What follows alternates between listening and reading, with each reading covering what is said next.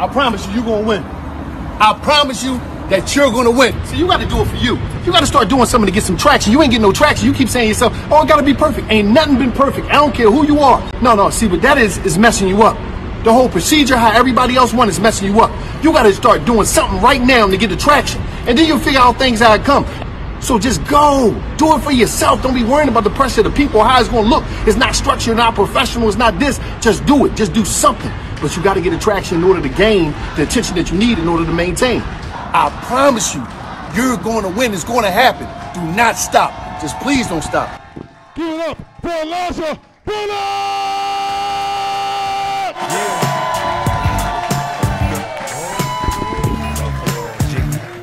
Roll up in the club. All eyes on me. All eyes on me. All eyes on me. You know what? All eyes on me. This shit make you want to crit roll, nigga. That's the wrong thing to do in all red, nigga.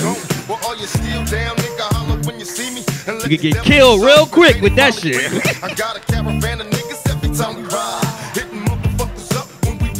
Cut it, DJ, cut it! What's up? Yeah! We are here. God damn it. Clap it up for yourselves and everybody that y'all seen tonight, y'all. Yes, sir. Yeah, man, I got a lot of family in here. If I would have known it was gonna be this much family, I would have did this shit at my sister's house. Saved us some goddamn money. And parking was a motherfucker, right?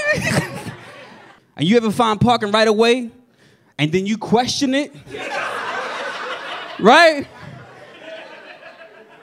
It's so uncommon. You like, nah, this shit ain't good. It could be a bad neighborhood. You want to get out and ask somebody. Yo, my man, this shit good right here? It could be a shootout. My man. Nah, I just want to ask if this parking spot is good, nigga. Staten Island in the building? I gotta say that shit. You know why, right? You ever go to the club and they say every fucking borough but Staten Island? Your ass be pissed off. They be like, Brooklyn, Queens, Manhattan, Bronx, Westchester. And your ass be in the corner like, Staten Island. Come on, man. Say Staten Island, nigga. We in Harlem, though, man. Clap it up for Harlem. They broke into my car in Harlem, man. Pissed off because the motherfucker broke the window and stole my clothes out of the car. And the nigga had the nerve to drop the clothes on the ground that he didn't like.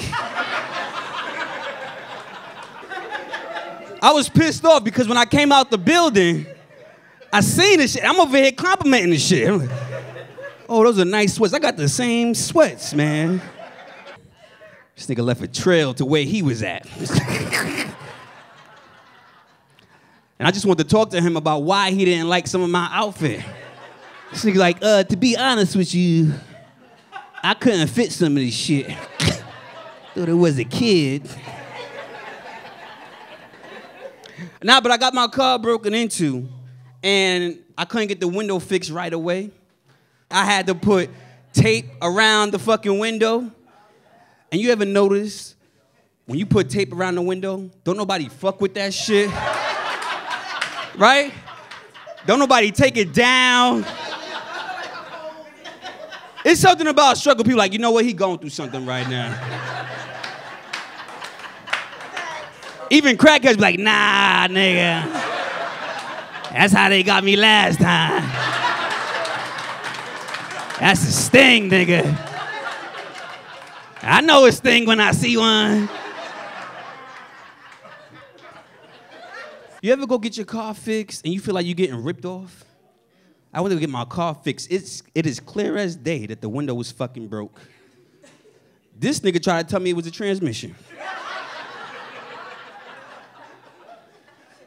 He's like, yeah. He like, listen, I don't make the car. I sorry, boy. You know, when you press the button, you hear the noise. That's the transmission. I don't. And if you don't know shit about cars, you like, all right, fuck it, man. Just fix this shit, nigga. Fuck. Love Spanish people. I seen a Spanish person on the news trying to explain a plane crash. This shit was funny to me. Because he barely spoke English. He was like, what happened was, the plane, it come down. And then what happened was, it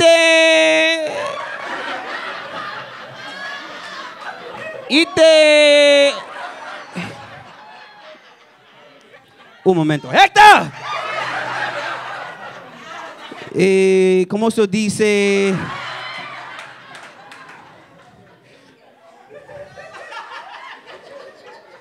The explosion. It coming from the plane. I thinking it's the transmission.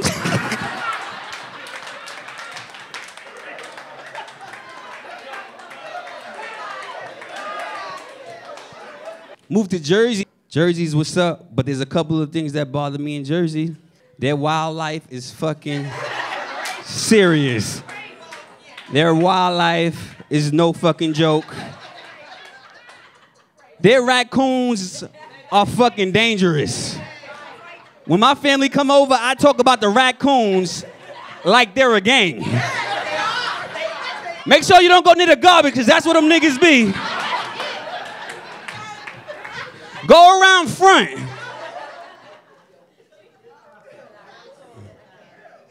If you notice, Dave has a problem with walking. He had surgery.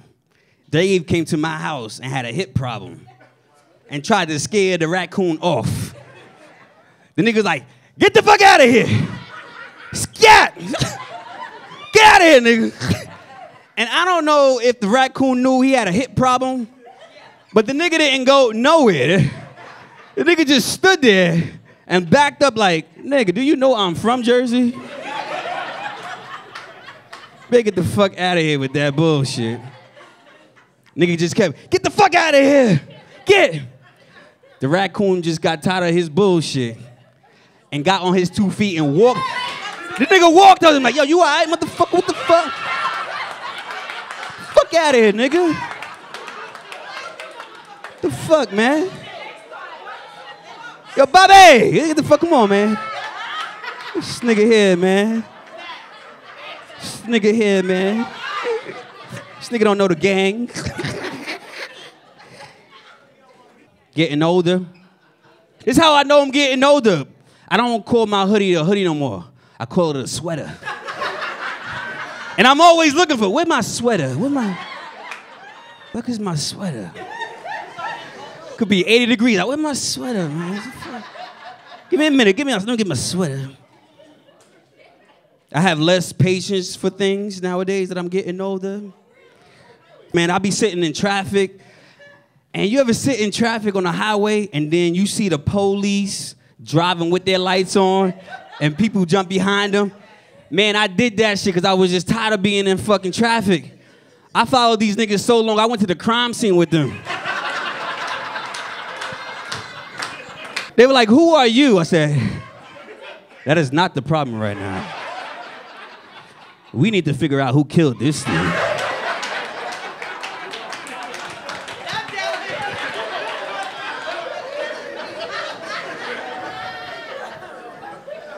The crime scene we did.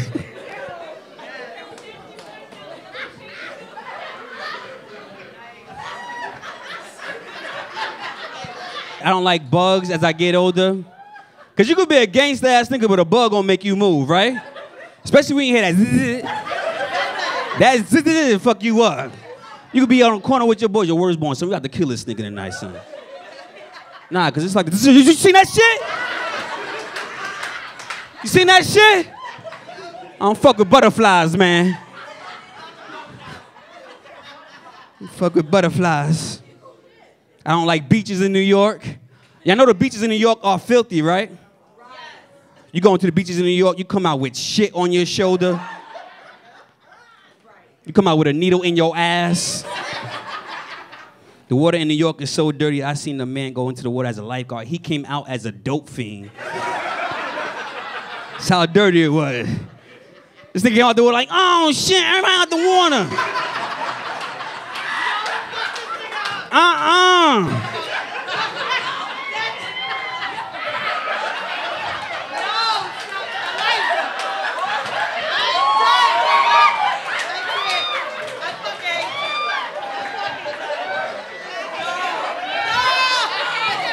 Oh shit! Out the water!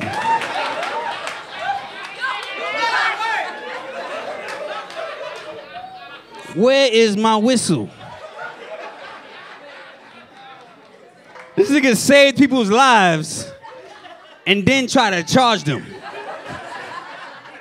Give me $1 now, come on. Come on, give me. You can't put a price on a life, nigga. You can't put a price on a life. You can't put a price on a life, nigga. Another thing that's starting to bother me, my fucking height. It's pissing me off, man. My nieces and nephews and my cousins, all taller than me. And it's fucked up because don't nobody look up to me. That's what it is. You expect that as you get older, like, yeah, come on, man. My father used to make fun of me when I was like this small. He was like, listen, I don't know what happened to you, but maybe I left the rest of you on the bed or something. But I can't understand why you this height. I went to the airport, I had my mask on, and I was running through the airport. Bitch said, stop running! Where are your parents? I said, bitch. The fuck? I'm an adult! I was pissed off, man. She's like, but you look cute, though. You look cute. I didn't know how to take her. Like, she's on the plane thinking about this shit. What the fuck? Maybe I should get surgery. Are we over this COVID thing? We over this COVID thing? I'm done with it, man. I'm done with it. You know what I had a problem with COVID? I thought it was fake. Anybody else thought it was fake? I thought it was fake till I caught the shit. I was like, oh, this shit real. I'm about to die, nigga. I can't move anything. I was also done with COVID because the information was misleading. They say you could walk into the restaurant with your mask on, but when you sit down, you could take the mask off. As if COVID had a conscience. Right? Like COVID was in the back, like I ain't gonna fuck with them while they eating. I mean, I'm out here wilding, but not like that, you know what I mean? I got standards and shit. And in basketball games, you see the guys with the bat playing basketball, they walk on the court with the mask on, then they start playing, they take the mask off, as if COVID is watching the game. Like I wanna see who's gonna win first. If my team lose, everybody die. Everybody fucking die. 10 o'clock, we had to be in the house, 10 o'clock. As if COVID knew what time it was. It's like, wait a minute, what time is it, my niggas? Nah, because I got to get out here and start wilding out because... Nah, because I'm not really letting niggas eat and shit, you know what I mean? Then they had the Black Lives Matter movement where you couldn't be outside unless you was marching. Like if COVID's like, I ain't fucking with the blacks. That's a quick way to get canceled. I ain't trying to... COVID put things in perspective though, right?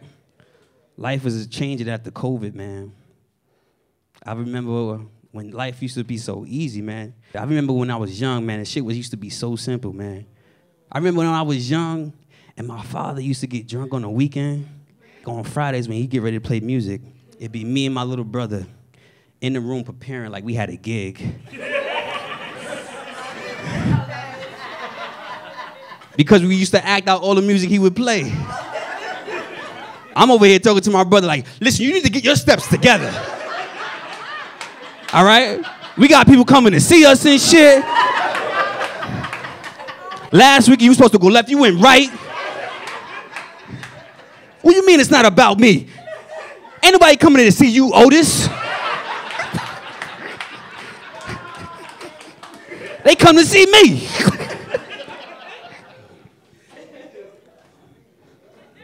There was this one time that my father played, he had the New Edition album. I studied all the fucking moves. Y'all ready?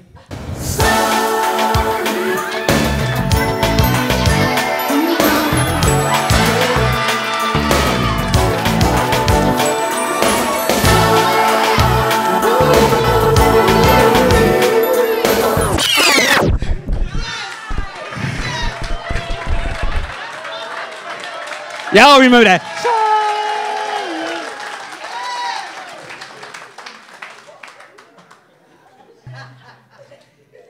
But it was so memorable because my older brother seen me. And when you're young, you just want to be seen sometimes. And so my brother gassed me up. He was like, yo, let me see that shit again.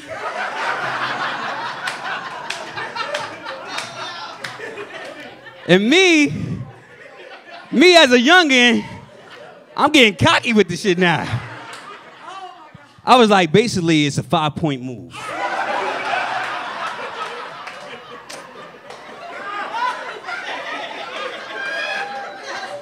And what you want to do is you start here, you bring it down. It took me a while to get this. I'm 7 years old. It took me a couple of years to get this. It might take you a little longer. But it's a 5-point move. And when you do this, you go like this. And tap your knee like. Make sure you in here when you do that shit. My brother was like, I'm gonna remember that shit, man. Thank you, man. Walked off. And then I was just like, he sees me.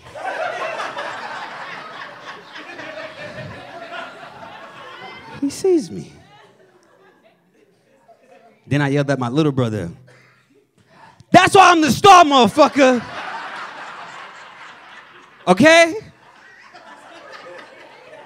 And that's when I knew I was gonna go solo that night. I was like,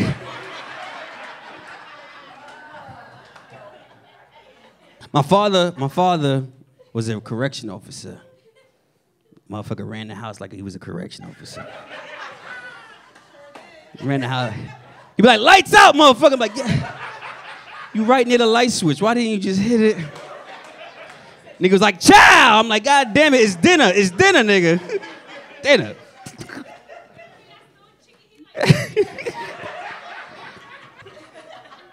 But he would put us on punishment for fucking months. It was like doing time. You get 3 to 4 weeks. I think my sister did a year.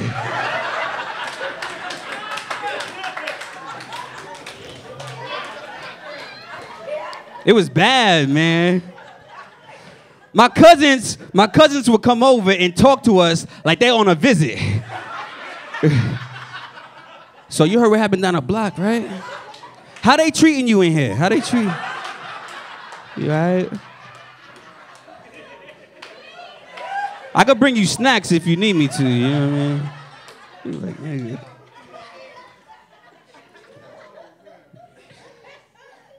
I remember one time I had a fight with my sister, Cassandra.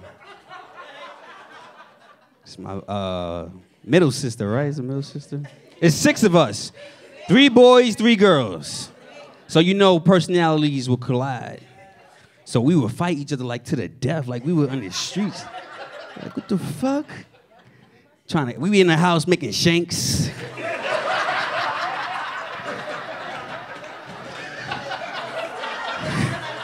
I'm gonna kill this bitch. It's gonna be the last time she put her hands on me.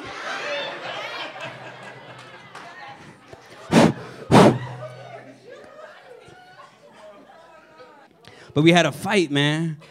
And this is when I realized weight class. Because she was heavier than me. I wasn't prepared. I left my shank. She got the best of me. This is when you know you're losing the fight. This is how you know you're losing the fight. When you're in the middle of it and you like, yo, why nobody breaking this shit up? The fuck, yo?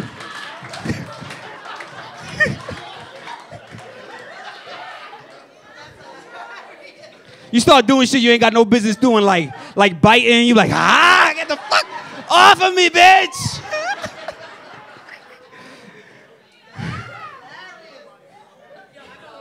She got the best of me and sat on me till my father came home.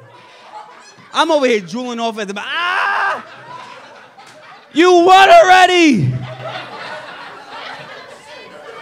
My father came home. Like, what the fuck? What is? He don't even curse. He tried to, what the fuck? Get up. I tried to explain to him what happened. And you know, you ever have an emotional moment and this shit, couldn't get myself together. Father be like, I don't want to hear no crying. Go to your room. You ever try to get yourself together after you're having a fight?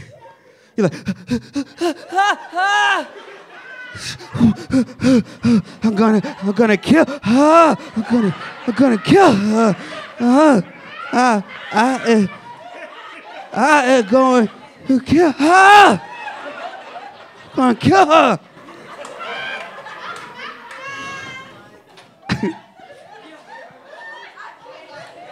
I'm gonna kill her. I was a big fan of Rocky back then. So after I tried to get myself together, I started practicing in my room. My little brother Josh comes in. What the fuck you doing? I'm so involved with Rocky at the time, I started talking like the nigga. First of all, it's really not about how you lose a fight. Yeah. It's about how you get up, you know what I mean?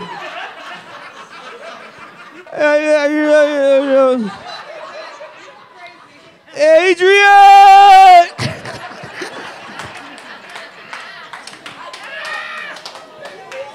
I remember being young also. It was good times, but it was also some real times too. My mother, we just found out 3 years ago, she suffered from bipolar. And that's the family. That's the family laughing at shit like, Nana fucked up. They're like, she's so fucked up. Nana is fucked up.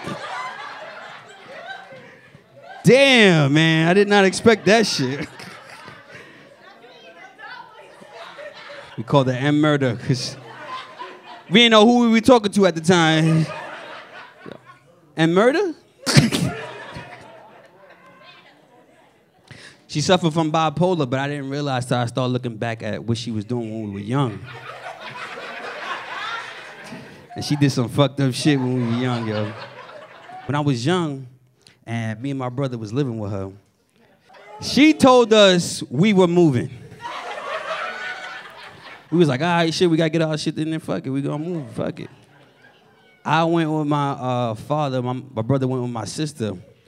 A few weeks later, we heard through the family like, yo, she ain't go nowhere. We like, what the fuck? So once I found out about this, I went to go see her. And I was just like, let me see what the fuck is this about. This is what I know bipolar was kicking in. She opened the door like it was fine. Hey! You want something to eat? And I'm like, wait a minute, Ma, what are you doing? Didn't you say we were moving? She's like, we did move. I moved on, and you moved out. You want something to eat or not, nigga? When my father and her broke up, it was hard for her. And she was chasing this guy down everywhere he went. She would pop up in weird spots. Just to catch the new chick. She caught the new chick in her car. And the lady dragged her. Now, when I found out about this, I'm like, how the fuck was that? Did the lady have her window rolled down? And my mom's on the door like, bitch! Stop the car.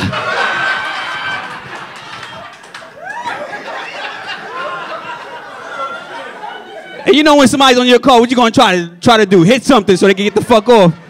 And I'm thinking, she just seen that and like, uh-oh. That ain't good.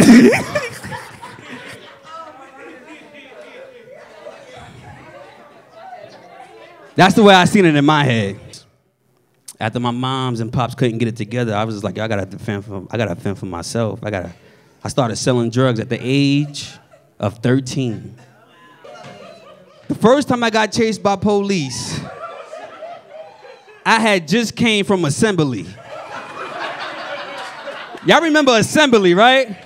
When you dress up, I had a nice outfit. I had hard bottoms on. I didn't want to make the sale, but the fucking crackhead wanted so much fucking drugs, I made it. The fucking police chased me, and now I'm running in hard bottoms. My shit is making so much noise. I can't lose these niggas. They found me in the bushes like, nigga, get up, get up. Your shoes gave it away, nigga, your shoes. But when I was a drug dealer, like I wasn't in it to put in work and be a gangbanger and shit like that. I was just in it to make money. Like when they wanted to put in work, start shooting at niggas, I would call out like it was a job. I like, listen, I'm not gonna be able to make it in today. Yeah, I'm gonna need to use my sick days. I had a friend named Johnny. Johnny had a fucked up thumb. So we gave him a fucking funny name.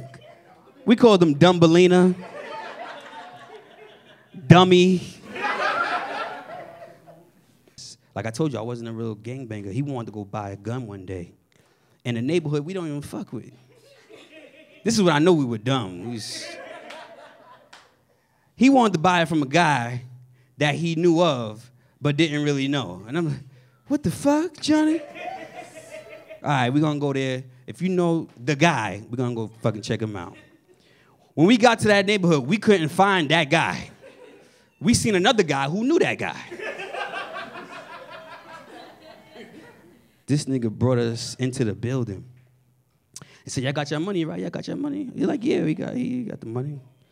This nigga pulled out the gun and robbed us with the gun we wanted. He's like, this is nice, right? This is the one you wanted? Johnny was so nervous, I just see his thumb just shaking. And that's when I realized it's the guy we was looking for. He was robbing us, right? He got the gun pointed at Johnny, and he went to me. He went to me, and he was like, you got anything? I was like, I ain't got nothing. He's the guy. Johnny's the guy. He got everything. In fact, Johnny, get the money out your sock. Because this guy's obviously in a rush. Got robbed by the nigga we were supposed to buy a gun from. Johnny ended up getting a gun. A couple of weeks later, he got chased by the police with the gun. And he ran through the projects, and I'm walking up the block with me and my sister's boyfriend. He runs through the projects, him and a couple of other guys. And I'm like, hey, Johnny, where you going? Getting chased. He throws the gun underneath the car. The police come down a block and stop us. They like, hey, you guys. There's nothing like acting like you don't hear the police when you looking around like, Hey, you guys. Him or me? That's how nervous I was. I said, him or me? They arrested us that night. I went to Spofford. I was young, so I was constantly going to jail, coming out. This is the first time I wasn't getting out. My father came and saved me. Now, if you ever know my father wasn't an affectionate dude. But this day in court, he was acting like he was an affectionate dude. My father's one of those dudes where if it's your birthday, he's like, why the fuck you hugging me, man? I know I bought you a gift, but stop. He had a hard time bonding with us at the time, too. Like, when we were young, he really didn't, like, that doesn't mean he didn't love us. Let me get that out the way. It's not that he didn't love us. He just showed love in a different way. You know what I mean? And I remember one time, me and my little brother Josh, we was playing basketball, and this motherfucker came on the court. We were surprised. We like, Daddy? My friends looked at him like, I thought he was a myth. I thought you were lying this whole time. And he came on the court this one day, and we over here amazed by the shit. This motherfucker shot one shot and left.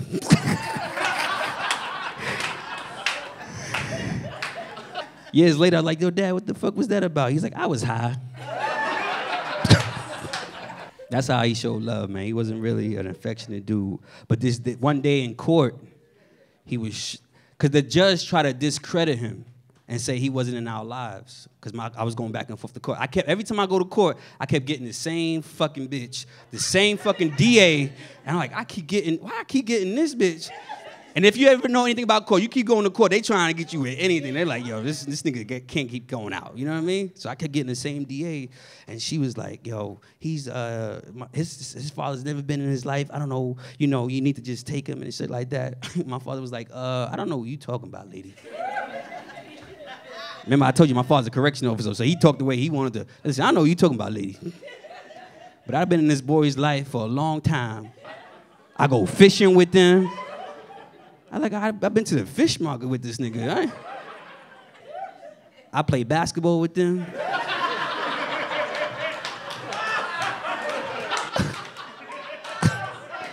I was just looking like, who the fuck is this guy? Long story short, my father got me up out of that situation. And if he didn't go to court that day, I would have went right back to jail.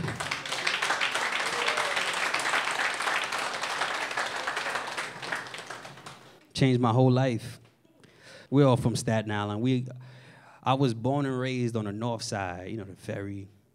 I never went to the other side, the south side, right? It's where Highland Boulevard is at. I didn't know where the fuck we were at. Are we in Queens, nigga? You know Highland Boulevard got all those car shops. I'm like, the fuck are we at?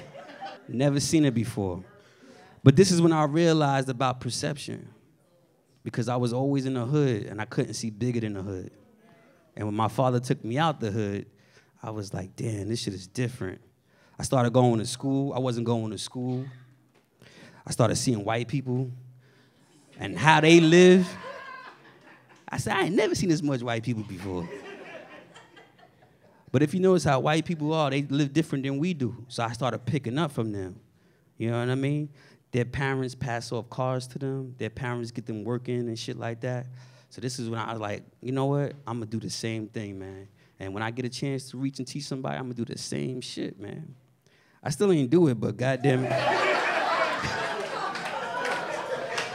Goddamn it, I'm trying. But I told you, don't nobody look up to me.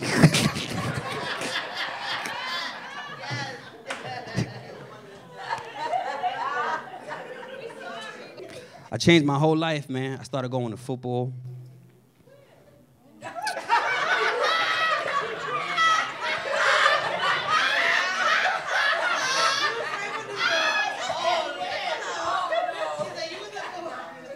She said, where? You know what that is? I never really played. I was just on the team, but I sat on the bench the whole time.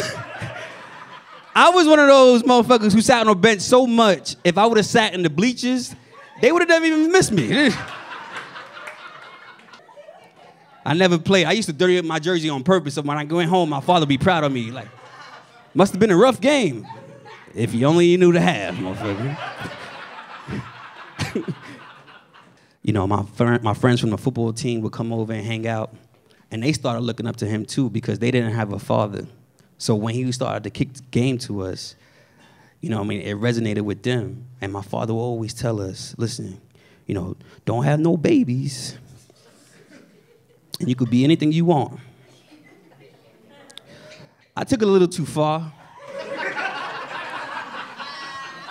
Because I still don't have no babies. And I'm still shooting for the stars. So my father had a real big impact on my life, man. And in December, he passed away. You know, whenever somebody real close to you really pass away, it's like people don't know what to say. They just say anything that comes to their fucking mind. Oh, I understand what you're going through. Bitch, you got both your parents. How the fuck? Yeah, but I had a plant that died, and it really hurt me. Another one that people say when people pass away, you okay? Yeah, I'm okay. But, you know, it's just my father. He passed away, you know what I mean? The fuck? It's just death. I ain't no bitch-ass nigga, you know what I mean? What the fuck? I started watching, I think, the Mediums. You know, Mediums, right? They talk about this shit. They say when lights flicker, there's somebody in the house. My lights ain't never flicked in my house before. They started flicking. And it was embarrassing because I was about to jerk off.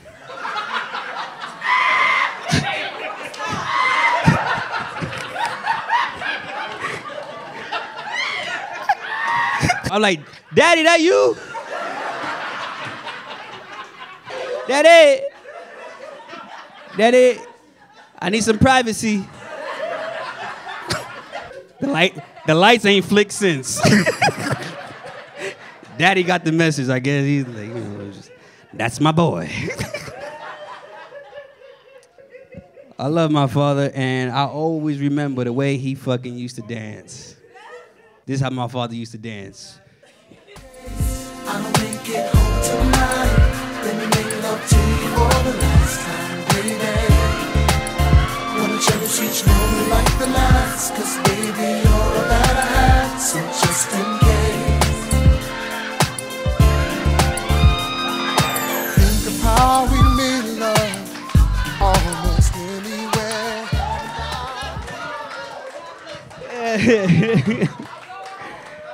He never went really down. He just...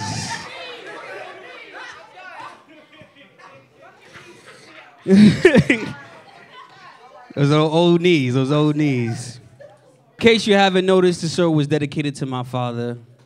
Like, I love my pops, man. And my pops lived in Pennsylvania, and he moved out of New York.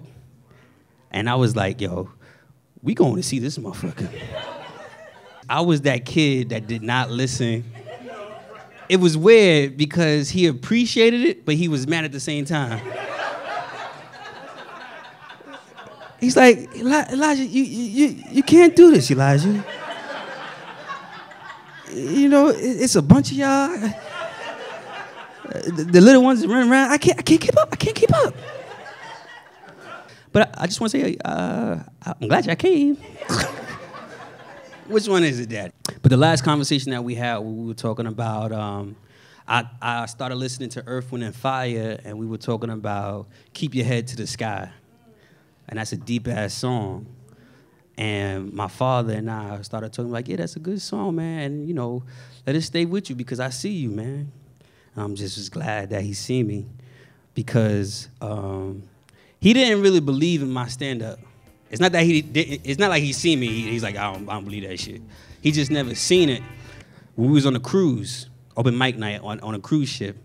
So everybody is like amateurs and shit. I already was doing stand-up, but I just wanted to do this in front of my father so he could see me for the first time. So I'm talking to the host like I'm all shy, like, you know. I would like to do it, you know.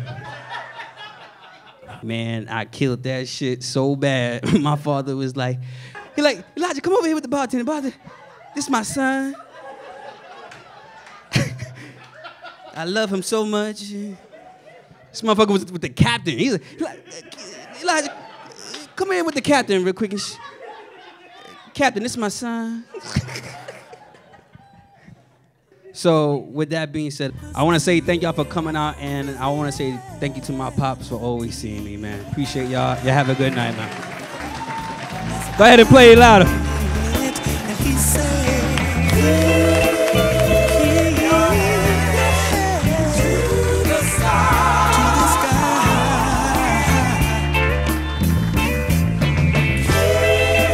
Keep it going for the brilliance of Elijah Bullock.